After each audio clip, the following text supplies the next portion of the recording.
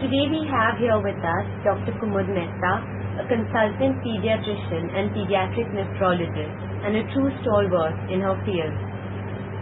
We are going to have a small talk about kidney stones. Ma'am, we would like to hear about your personal experiences. Are kidney stones common in pediatric age group? I would put it down, they are not as common as in adults.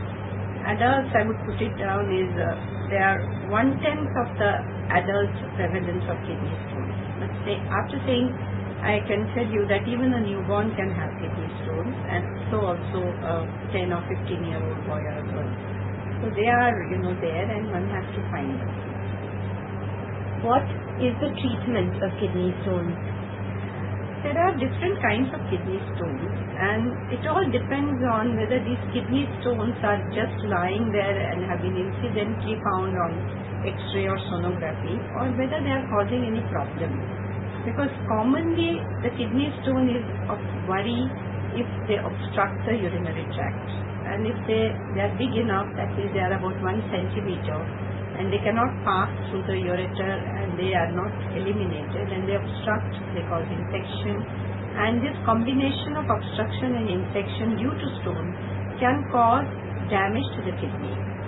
And if there are multiple stones on both the sides, it goes without saying both the kidneys are under the sort of a risk of getting damaged. The other way to look at it is the kidney stones can give rise to blood in the urine, so there get recurrent abdominal pains, and then that also becomes like an emergency, and that's the second.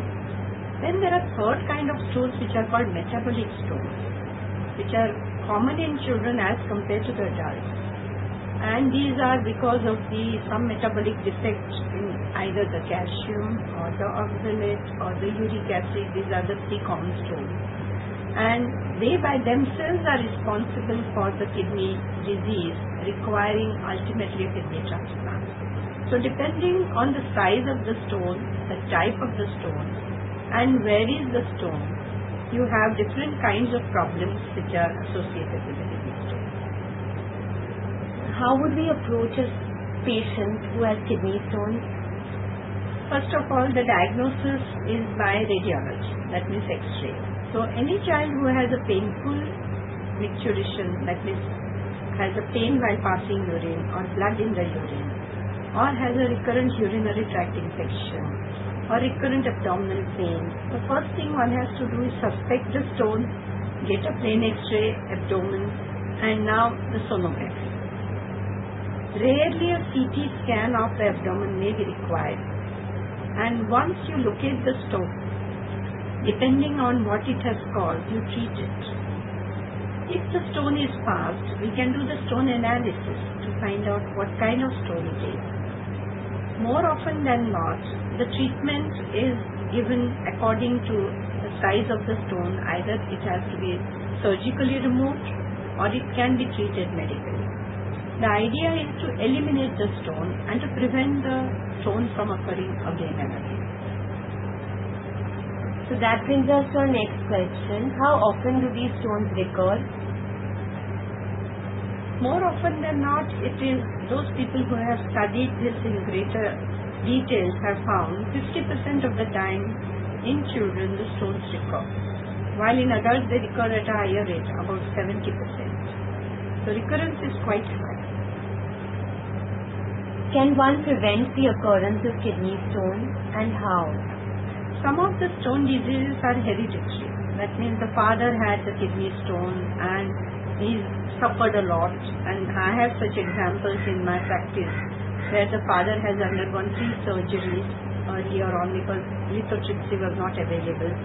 Now the son gets pain in abdomen, red urine, and he gets alerted, and I looked at it carefully and I found that this boy of 10 years had a kidney stone, and the father said, I don't want him to suffer like what I did.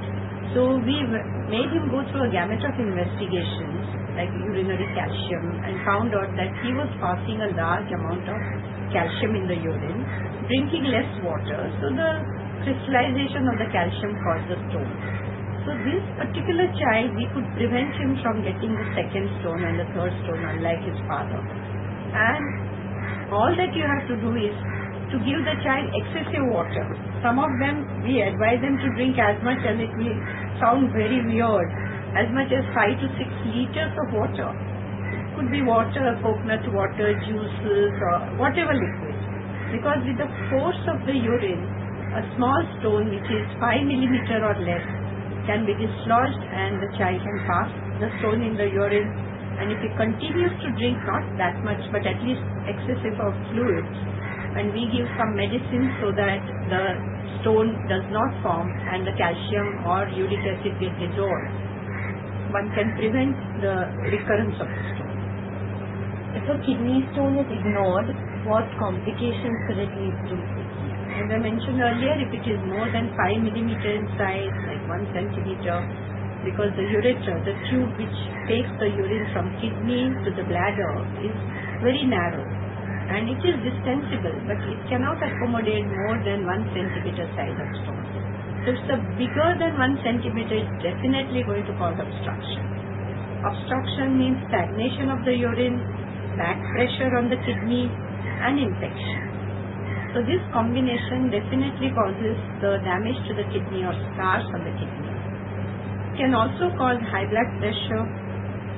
If the stones are on both the sides and large in size, it can ultimately cause what we discussed earlier, is the end-stage kidney disease.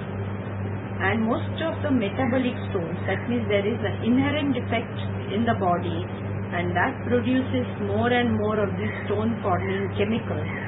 There is a risk of what we call end-stage kidney disease. Lastly, what should parents be on the lookout as warning signals of their children having kidney stones? More often than not, the kidney stone, which is a single small stone lying in the kidney, may not cause any symptoms. It's incidentally detected when somebody asks for an abdominal X-ray or the sort of ultrasonography.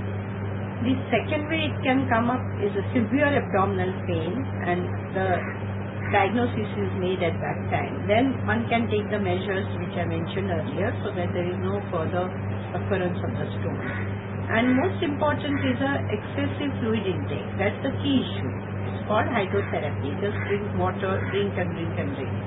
And there are certain dietetic restrictions which we advise depending on the type of the stone.